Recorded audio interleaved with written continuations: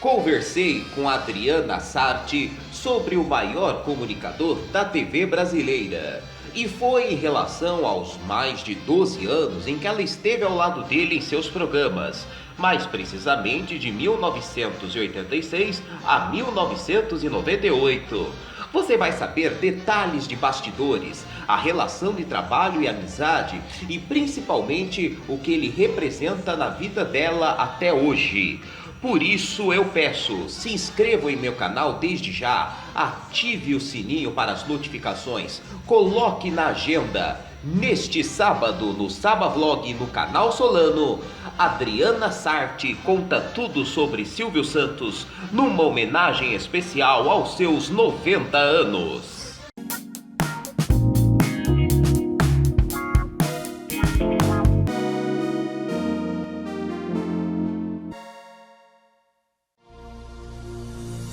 A partir deste momento, você acompanha o que foi destaque na semana que passou aqui no Jornal Breve.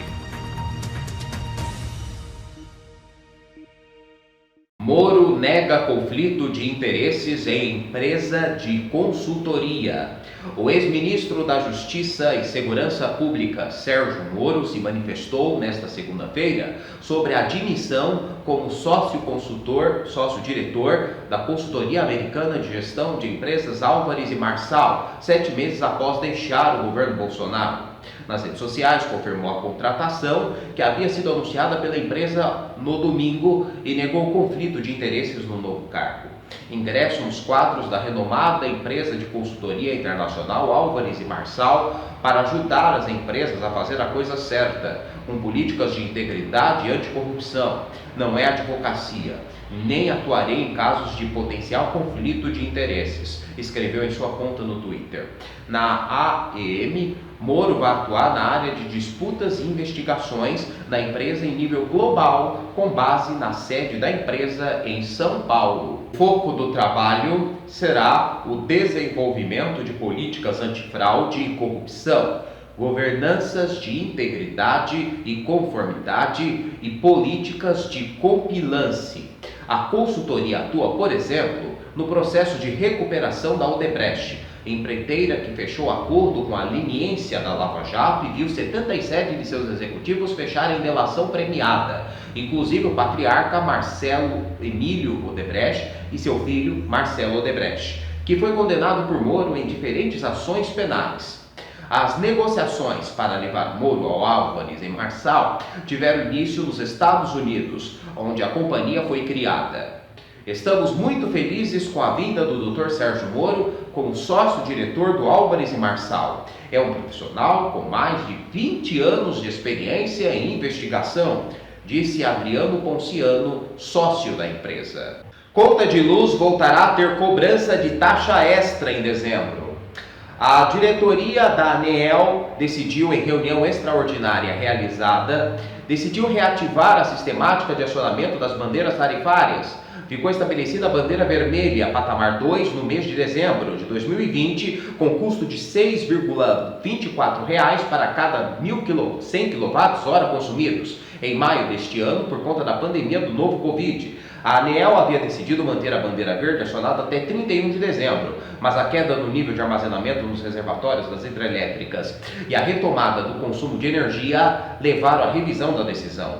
Quando a produção nas usinas hidrelétricas, a energia mais barata, está favorável, aciona-se a bandeira verde sem acréscimos na tarifa. Em condições ruins, podem ser acionadas as bandeiras amarela, vermelha 1 ou vermelha 2. Ainda segundo o diretor, o consumo de energia retomou o patamar de pré-pandemia em setembro e o setor enfrenta novamente uma seca que há muito não se via. Por esse motivo, a ANEEL avaliou a retomada do sistema de bandeiras já em dezembro e não apenas em janeiro de 2021, como indicava a nota técnica do órgão regulador. No sistema atual, suspenso desde maio, na cor verde não há cobrança de taxa extra, indicando condições favoráveis de geração de energia no país. Na bandeira amarela, a taxa extra é de R$ 1,34 a cada 100 kW consumidos. No caso da bandeira vermelha, poderá ser adicionada em um dos 2 níveis cobrados, dependendo da quantidade de termoelétricas acionadas. No primeiro nível, o adicional é de R$ 4,16 a cada 100 kW. No segundo nível, a cobrança é de R$ 6,24 a cada 100 kW. Mãe é detida na Suécia por trancar filho por quase 30 anos. As autoridades suecas anunciaram nesta terça-feira a detenção de uma mulher de 70 anos suspeita de ter trancado seu filho por 28 anos, o qual foi encontrado, de acordo com a imprensa local, em seu apartamento na região de Estocolmo, com feridas infectadas, desnutrido e quase sem dentes. O filho de 41 anos ficou trancado durante muito tempo no apartamento da família em Reininge, nas proximidades de Estocolmo, relatou. De acordo com os jornais Expressen e Aftonbladet, a mãe deixou o filho trancado no apartamento durante 28 anos, depois de retirá-lo da escola quando tinha 12. O alerta foi dado por uma integrante da família depois de ver a vítima, confirmou o Ministério Público em um comunicado. A imprensa local afirmou que o homem tinha feridas infectadas nas pernas, mal conseguia caminhar ou falar e praticamente perdeu todos os dentes. A polícia não confirmou os detalhes, mas indicou que o homem foi hospitalizado. Havia urina, sujeira e poeira, cheirava a mofo, ninguém faz limpeza há anos. Segundo a familiar que encontrou a vítima, citado de maneira anônima pelo Expressen, a pilha de lixo quase impediu a entrada no apartamento. Estou surpresa, chateada, mas ao mesmo tempo aliviada. Há 20 anos que espero por esse dia, porque percebi que ela tinha o controle total da vida dele, mas nunca teria imaginado algo desta magnitude, disse a fonte da família. Bento XVI tem dificuldades para se expressar, diz cardeal. O Papa Emérito Bento XVI, de 93 anos, tem dificuldades para se expressar, segundo o cardeal maltês Mário Grant, secretário-geral do Sínodo dos Bispos. Grant entrou para o colégio cardinalício no último sábado e, após o consistório no Vaticano, fez uma visita a Joseph Ratzinger com o Papa Francisco e outros 10 novos cardeais. Segundo Grant, Bento XVI disse logo no início do encontro: "O Senhor me tirou a palavra para me fazer apreciar o silêncio." O maltês foi nomeado bispo por Ratzinger em 2006 e contou que o alemão buscou encorajar os novos cardeais. Bento XVI vive recluso no mosteiro Mater Ecclesia, no Vaticano, desde que renunciou ao comando da Igreja Católica em 2013. Em agosto passado, a imprensa alemã já havia publicado que Ratzinger mantém raciocínio e memória velozes, mas que sua voz é quase inaudível.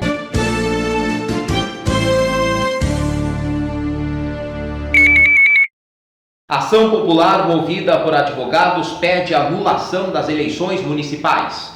A peça jurídica é assinada por 7 coordenadores nacionais do movimento e subscrita por 501 advogados filiados. Segundo eles, o objetivo da medida é defender a moralidade pública, o respeito às leis e evitar prejuízo ao erário público. O grupo questiona a contratação sem licitação da empresa que forneceu o supercomputador que apresentou lentidão na apuração do primeiro turno em 15 de novembro. O MABR alega que o contrato pode causar um prejuízo aos cofres públicos de 18 milhões. O movimento ainda questiona a decisão do TSE de centralizar a apuração e totalização de votos no próprio tribunal. Segundo o grupo, a medida violou o artigo 158 do Código Eleitoral, que determina que a apuração de prefeitos e vereadores tem que ser feita pelas juntas eleitorais de cada estado da federação. A ação foi protocolada na 6ª Vara Federal Civil do Distrito Federal. O governo de São Paulo anuncia recuo e coloca todo o estado na fase amarela do plano de flexibilização.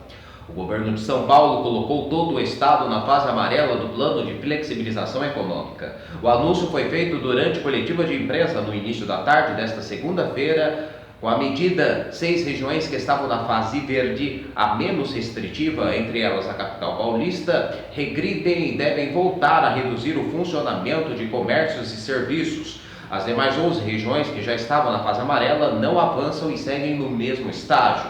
A atualização da reclassificação foi divulgada menos de 24 horas após as eleições municipais e só foi permitida por conta de novas alterações feitas nas regras do plano.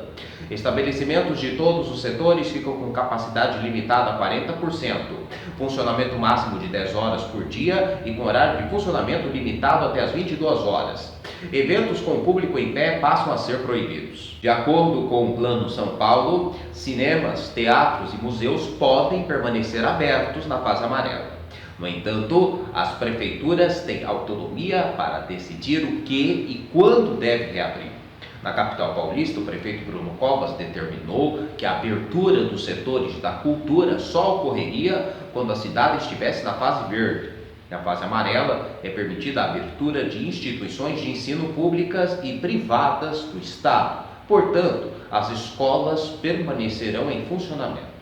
O governador também anunciou que o tempo de análise de dados deixará de ser a cada 28 dias e passará a ser a cada 7 dias. No entanto, a próxima reclassificação ordinária está agendada apenas para 4 de janeiro. A saúde sugere que o país não deve investir em vacina da Pfizer. O secretário de Vigilância em Saúde do Ministério da Saúde, Arnaldo Medeiros, afirmou nesta terça-feira que o ideal seria contar com uma vacina contra a Covid-19 que, além da alta eficácia e baixo custo de produção, possa ser ministrada em dose única e ser transportada e armazenada em temperaturas entre 2 e 8 graus Celsius. Segundo ele, o desejo é que, idealmente, ela seja feita de dose única, ainda que reconheça, talvez, que isso não seja possível. Medeiros explicou que a rede de frios do país conta com uma estrutura que oferece essa faixa de temperatura. A farmacêutica britânica AstraZeneca anunciou que a vacina que vem desenvolvendo tem alta eficácia, baixo custo de fabricação e a facilidade de ser transportada e armazenada em temperaturas normais de geladeira. A da Pfizer, por outro lado, que mantém negociações com o governo brasileiro, precisa ser transportada e armazenada a menos 70 graus Celsius. A chinesa Coronavac, por sua vez, pode ser armazenada em temperatura de geladeira de 2 a 8 graus Celsius e pode permanecer estável por até 3 anos. A Anvisa define requisitos para pedido de uso emergencial de vacina da Covid-19. A Agência Nacional de Vigilância Sanitária divulgou nesta quarta um guia com exigências para o pedido do uso emergencial das vacinas da Covid. Segundo a reguladora, cada caso será analisado de forma independente. A decisão será tomada pela diretoria colegiada. Serão considerados estudos não clínicos e clínicos em humanos. Será avaliada a qualidade e boas práticas de fabricação, estratégias de monitoramento e controle, resultados provisórios de ensaios clínicos, entre outras evidências científicas. A empresa interessada deverá apresentar as informações que comprovem que a fabricação e a estabilidade do produto garantem a qualidade da vacina. É necessário também que a vacina seja acompanhada de um dossiê de desenvolvimento clínico de medicamento aprovado pela agência. O estudo clínico na fase 3, a última fase, deve estar em andamento e condução no Brasil. A agência faz a ressalva de que o uso emergencial de um produto será liberado apenas para o público previamente definido e testado nos estudos. Além disso, diz que a autorização não irá substituir o registro sanitário no Brasil, que será exigido para ampliação do produto em toda a população. Até o momento, a Anvisa não tinha modalidade de uso emergencial para a vacinação. Os critérios precisaram ser estabelecidos devido à urgência da pandemia. 4 vacinas estão na fase 3 de testes em humanos no Brasil e, caso estejam encaixadas nos outros critérios, poderão pedir uso emergencial, são elas: AstraZeneca mais Universidade de Oxford, 70% de eficácia com uma variação entre 62% a 90% de acordo com a dose aplicada. Coronavac, ainda sem a taxa de eficácia divulgada. Pfizer mais Biotech, 95% de eficácia e mais de 94% eficaz em idosos acima de 65 anos, segundo dados preliminares da fase 3. E a Janssen, ainda sem a taxa de eficácia divulgada. Acompanhe agora quais serão as 4 fases de vacinação. Primeira fase: trabalhadores da saúde, população idosa a partir dos 75 anos de idade. Pessoas com 60 anos ou mais que vivem em instituições de longa permanência, como asilos e instituições psiquiátricas, e população indígena. Segunda fase: pessoas de 60 a 74 anos. Terceira fase: pessoas com comorbidades que apresentam maior chance para agravamento da Covid-19, como pacientes com doenças renais crônicas e cardiovasculares. Quarta fase: professores, forças de segurança e salvamento, funcionários do sistema prisional e população privada de liberdade. Lei no Japão garante vacina contra a Covid-19 grátis para todos. O Japão vai fornecer gratuitamente a vacina contra a Covid-19 e seus 126 milhões de habitantes, conforme o projeto de lei aprovado nesta quarta, no momento em que o país enfrenta aumento de casos da pandemia. O projeto de lei que prevê que o governo cobrirá todos os gastos com a vacina foi aprovado pela Câmara Alta do Parlamento após obter o aval da Câmara Baixa. O Japão já fez um pedido inicial de vacinas para 60 milhões de pessoas da empresa farmacêutica Pfizer e para outros 25 milhões de pessoas da empresa Moderna. O governo também confirmou que receberá 120 milhões de doses da vacina da AstraZeneca Oxford. A adoção do projeto ocorre 2 semanas depois de o primeiro-ministro japonês declarar que o país está em alerta máximo após registrar um número recorde de novos casos de coronavírus. Comparado a outros países, o Japão não está entre os mais duramente atingidos pela pandemia, que ali causou 2.170 mortes e 150 mil casos. Também não adotou medidas de confinamento rígido, como as que se observa em outras partes do mundo. Agora, porém, enfrenta uma nova onda com um número recorde de contágios diários. Dória diz que em São Paulo iniciará a aplicação da vacina contra a Covid-19 em janeiro. O governador de São Paulo, João Dória, disse estar indignado com a previsão feita na quarta-feira pelo Ministério da Saúde de que a imunização dos brasileiros contra a Covid-19 seria iniciada apenas em março do próximo ano. Segundo o governador, o estado não irá esperar que se confirme a previsão do governo federal e iniciará a aplicação da vacina em São Paulo já em janeiro.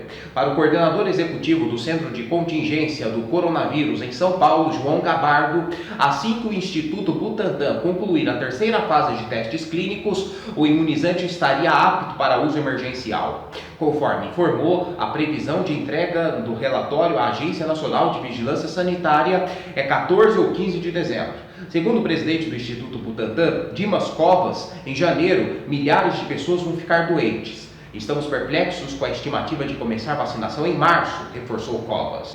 Vacina contra a Covid-19 da Moderna gera pelo menos 3 meses de imunidade após a segunda dose, diz estudo. Conduzido pelo Instituto Nacional de Saúde da Inglaterra, um estudo independente sobre a duração dos anticorpos produzidos pela vacina contra a Covid-19 da farmacêutica Moderna mostrou que a imunidade gerada tem duração de pelo menos 3 meses após a segunda dose. Os pesquisadores testaram o nível de 2 anticorpos contra a Covid-19 após os voluntários terem tomado as 2 doses da vacina e observaram uma queda leve prevista na imunidade. Mesmo com a queda prevista, os vacinados apresentaram imunidade maior que aqueles que não se vacinaram e tiveram coronavírus. Publicado no New England Journal of Medicine, na quinta-feira, o estudo envolveu 34 voluntários. Este é o primeiro estudo independente sobre a vacina da Moderna, que é uma farmacêutica americana. Um estudo em estágio final feito pelos desenvolvedores do imunizante informou no dia 30 que a vacina foi 94,1% eficaz, sem preocupações sérias de segurança. A eficácia da vacina contra a Covid-19 grave foi de 100%, afirmou a Moderna na publicação. No dia 30, a farmacêutica americana anunciou que solicitou a autorização para seu uso emergencial do seu imunizante à FDA, a agência reguladora dos Estados Unidos, equivalente à Anvisa brasileira. A FDA informou que agendou uma reunião de seu comitê de vacinas para discutir o pedido da Moderna em 17 de dezembro. Segundo o The New York Times, se houver aprovação, já em 21 de dezembro, os primeiros americanos podem receber essa vacina. Na quinta, a Moderna informou que planeja disponibilizar entre 100 e 125 milhões de doses do seu imunizante no primeiro trimestre de 2021. Nos Estados Unidos, a expectativa é de produzir aproximadamente 20 milhões de doses até o final deste ano. Anvisa finaliza a inspeção da fábrica da Coronavac na China. A Agência Nacional de Vigilância Sanitária finalizou nesta sexta-feira a inspeção presencial na fábrica chinesa Sinovac, responsável pela produção da vacina Coronavac, junto ao Instituto Butantan. As visitas fazem parte do protocolo para a emissão do registro do imunizante no Brasil, que permitirá sua distribuição e comercialização. Foram avaliadas as estruturas físicas das áreas de produção, o armazenamento e laboratórios de controle de qualidade, as questões de transporte e conservação, além de toda a documentação do sistema de garantia de qualidade da empresa. Nos próximos dias, os técnicos devem enviar uma avaliação preliminar aos desenvolvedores, solicitando eventuais informações que ficaram pendentes. O objetivo final desta etapa é dar um aval regulatório de boas práticas de fabricação. Todo esse processo, que começou com a visita em 30 de novembro, deve ser finalizado entre a última semana de dezembro de 2020 e a primeira semana de janeiro de 2021. A farmacêutica Yushi Biosolic School, que produz o insumo para a vacina da Oxford com a AstraZeneca, também entra na lista e passa a ser inspecionada entre 7 e 11 de dezembro. As duas iniciativas são as mais avançadas em tratativas com o Brasil e cujos acordos prevêem transferência de tecnologia para a produção dos imunizantes em território nacional. A Anvisa é a primeira a iniciar o processo de certificação nesses locais. Do grupo internacional ao qual o Brasil faz parte, o Pharmaceutical Inspection Cooperation SAM, não houve nenhuma outra agência reguladora que finalizou a inspeção nos estabelecimentos específicos. E por isso, o corpo técnico brasileiro foi enviado e a análise poderá embasar o registro dos imunizantes para outras nações parceiras. Você acompanhou o que foi destaque da semana que passou aqui no Jornal Breve.